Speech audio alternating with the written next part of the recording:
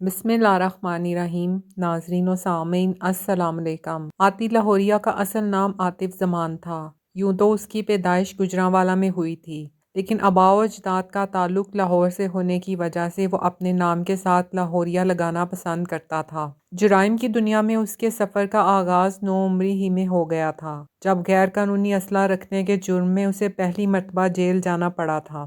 اس وقت عاطف زمان کی عمر محض 16 برس تھی، لیکن اگلے 10 برس میں یہ نوجوان لڑکا چھوٹے موٹے جرائم کرتا ایک منظم گینگ کا سرغنہ بن چکا تھا۔ اس کے پاس ایک وقت میں درجن بھر سے زیادہ گینگسٹر موجود ہوتے تھے، جن میں زیادہ تر اجرتی قاتل تھے۔ عاطف زمان اب خود کو عاطی لاہوریہ کہلواتا تھا، اور وہ پولیس پر بھی گولی چلانے سے نہیں گھبراتا تھا۔ 2011 میں فیروز والہ کے مقام پر 6 افراد کو چند نامعلوم افراد نے گولیاں مار کر ہلاک کر دیا تھا۔ اس واقعے میں پولیس کی تحقیقات عاطی لاہوریہ تک پہنچی تھی۔ اسی سال جب پولیس اس کو گرفتار کرنے کی تگ و دو کر رہی تھی اور پولیس کانسٹیبل محمد نسیم اس کوشش میں پیش تھے، عاطی لاہوریہ اور ان کے ایک معاون گینگ کے سرغنہ مہران عرف چندو نے مل کر محمد نسیم کو گولیاں مار کر قتل کر دیا تھا۔ اب اس کا نشانہ بننے والوں میں ایک پولیس اہلکار بھی شامل ہو چکا تھا۔ پولیس کے مطابق عاطی لاہوریہ نے آنے والے برسوں میں قتل و غارت کا یہ سلسلہ مزید جاری رکھا تھا۔ اسپیشل آپریشن سیل کے انچارج خالد واریہ کے مطابق ایسے بے شمار واقعات تھے جہاں بھتہ نہ دینے والے افراد کو دھمکانے کے لیے عاطی لاہوریہ نے مبینہ طور پر ان پر قاتلانہ حملے کیے اور کسی کی ٹانگ میں گولی مار دی تو کسی کے بازو میں۔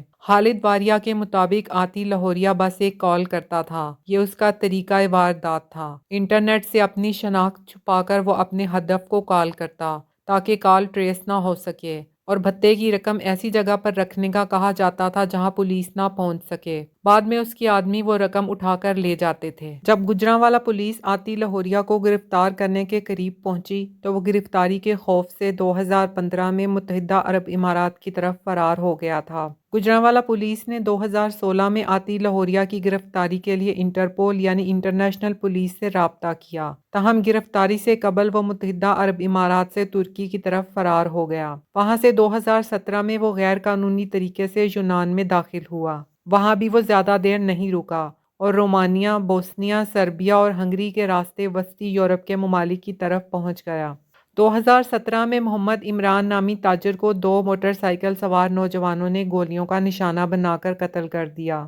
پولیس کے مطابق ان لڑکوں کا تعلق عاطی لاہوریہ کے گینگ سے تھا۔ عمران تاجر کو بھتے میں مانگی گئی رقم میں سے 20,000 روپے کم ادا کرنے پر قتل کیا گیا تھا۔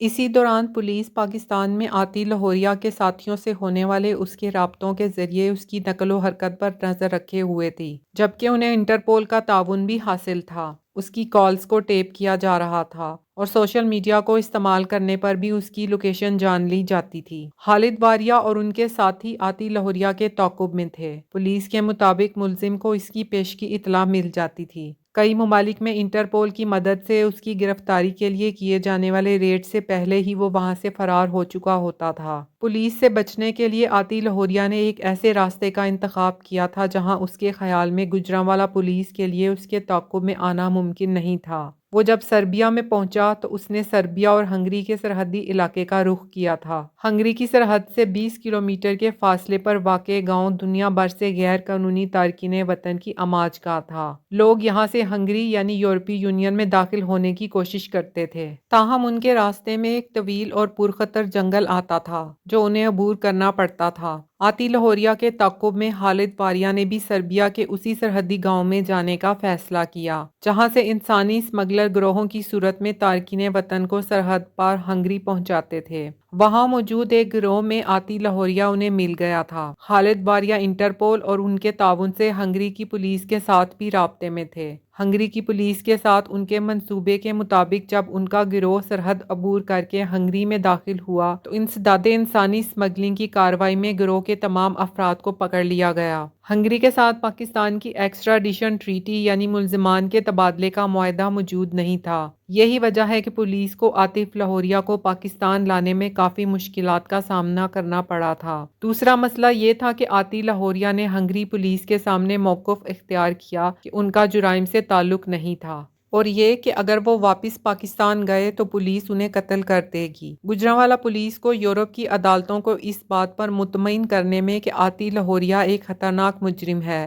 اور پاکستان میں اسے قتل نہیں کیا جائے گا بلکہ قانون کے مطابق کارروائی کی جائے گی، تقریباً 4 برس لگے، تب کہیں جا کر انہیں ملزم کو پاکستان منتقل کرنے کی اجازت ملی تھی۔ تاہم پاکستان پہنچنے کے 2 ہی روز کے اندر اندر عاطی لاہوریہ کو گوجرانوالہ میں ایک مبینہ پولیس مقابلے میں ہلاک کر دیا گیا تھا۔ پولیس کے مطابق انہیں اسلحہ برآمدگی کے لیے لے جایا جا رہا تھا کہ ان کے ساتھیوں نے انہیں چھڑوانے کے لیے پولیس پر حملہ کر دیا۔ فائرنگ کے تبادلے میں عاطی لاہوریہ اپنے ہی ساتھیوں کی فائرنگ سے ہلاک ہو گیا۔